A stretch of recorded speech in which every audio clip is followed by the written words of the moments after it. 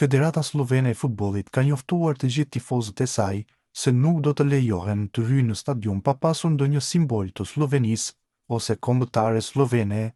Nga frika se biletat po blien nga tifozët shqiptar, Federata Slovene edhe ndaloi shitjen e tyre para pak ditëve, ndërsa sot informoi se i tërë stadiumi është i shitur. Megjithatë, ajo që ka rënë në sy është edhe vendimi i çuditshëm i Federatës Slovene që ka konfirmuar se përpos në sektorin e mysafirëve, askush nuk do të lejohet të hyjë pa simbolet e Slovenisë.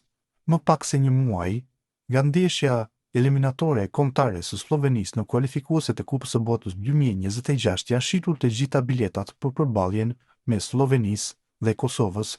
Stadiumi Stožice do të jetë sërish i mbushur më 15 nëntor, ndërsa Federata e Futbollit të Slovenisë u bëri thirrje të gjithë mbajtësve të biletave të sillen në mënyrë sportive në tribuna.